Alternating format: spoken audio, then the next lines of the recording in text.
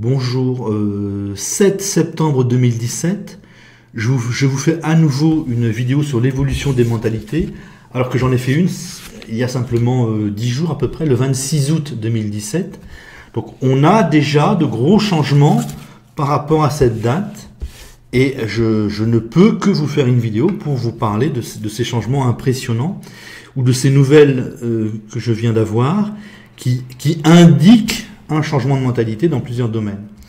Alors, j'ai la première qui est assez rigolote. Si j'ai bien compris, parce que je n'ai pas retrouvé l'information, les Antifa aux États-Unis ont produit un communiqué indiquant qu'ils ne manifesteraient plus avec Black Lives Matter parce que les Noirs les tabassent.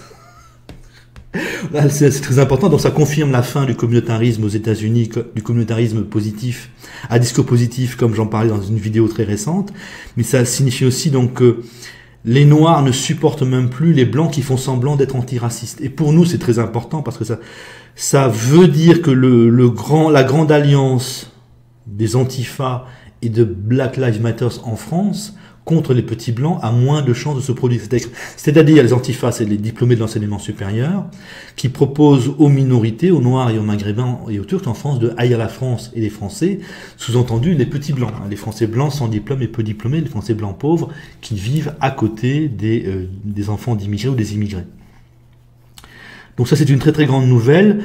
Cette alliance extraordinairement dangereuse pour les sans diplôme et les peu diplômés a moins de chances maintenant d'émerger parce que les Français noirs, les Français d'origine maghrébine vont très certainement se poser la question de pourquoi Black Lives Matter, pourquoi les Noirs aux États-Unis tapent même les gauchistes. Ça devrait avoir une très grande influence dans la mentalité des Français de couleur qui vont comprendre que la gauche n'est pas leur ami. Donc c'est un cauchemar à venir qui a moins de chances de se produire. Vous avez un deuxième événement important, c'est le chef d'état-major de l'armée française qui critique la politique de Macron. Donc chef d'état-major qui vient d'arriver en fonction, qui a été nommé par Macron, donc normalement qui est compatible avec son projet. L'Union européenne, c'est une destruction de la France, c'est une destruction du service public, c'est un écrasement des sans diplômes et des peu diplômés. Donc c'est-à-dire que toute l'élite qui va se faire balayer par cette destruction et qui n'arrive pas à se reconvertir va protester. On commence à avoir un projet, une décantation parfaitement claire en fait. L'européisme, c'est la destruction de la France, destruction du service public, destruction des sans diplômes et des peu diplômés. La destruction du service public implique l'étouffement d'une partie des diplômés de l'enseignement supérieur qui peuvent se rallier aux moins diplômés. Et le retour à la France, presque mécaniquement, entraîne le maintien du service public, la possibilité pour les sans diplômes et les peu diplômés de vivre dignement, de se battre pour moins d'inégalités, pour vivre correctement. Vous avez à la fois le phénomène absolument hallucinant d'un chef d'état-major de l'armée française qui critique le président de la République, c'est impressionnant, mais je ne pense pas, je suis persuadé que ça ne signifie pas que l'armée va se révolter demain.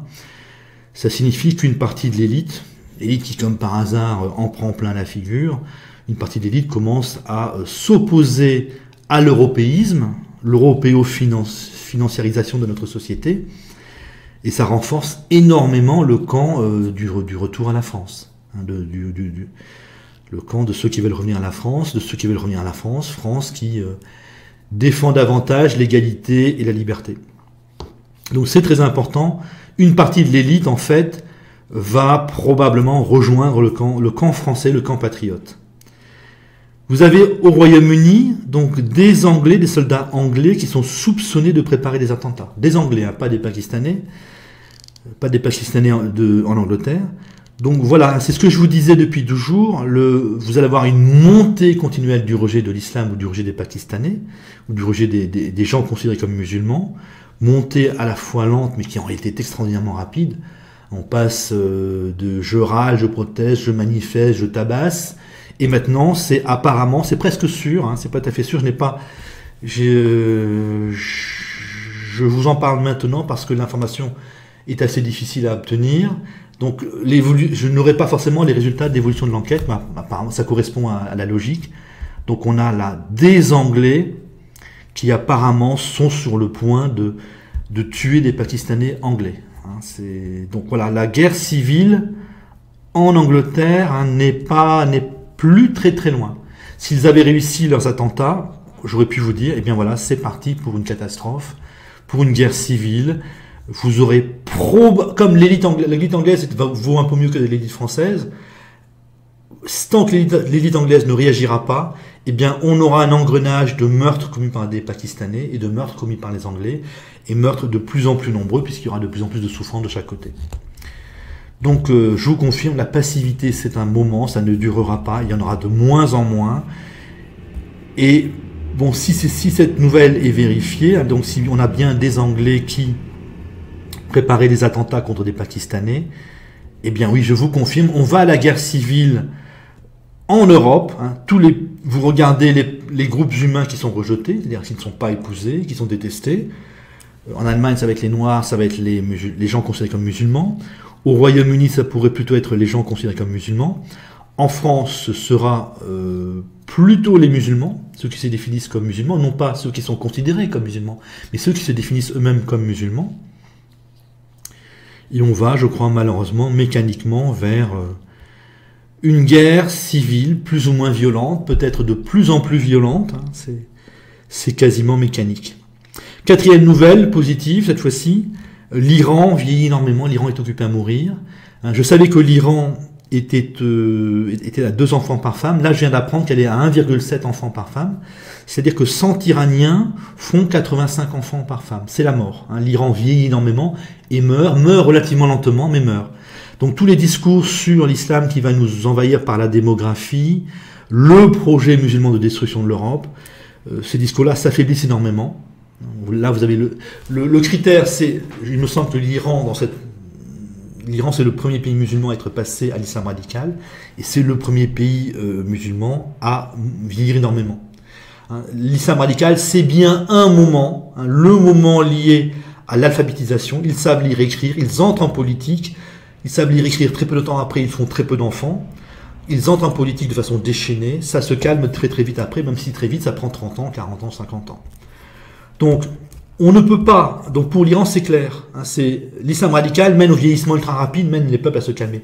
L'islam radical n'est qu'un moment, hein, c'est un moment démocratique, les peuples savent lire et écrire, ils entrent en politique, alors nous on a l'impression que c'est un déchaînement absolu, mais vous regardez les destructions d'églises que nous avons faites au moment de la Révolution française, regardez le génocide en Vendée que nous avons fait au moment de la Révolution française, c'est la même chose, hein, c'est pire encore que ce que les Iraniens ont fait.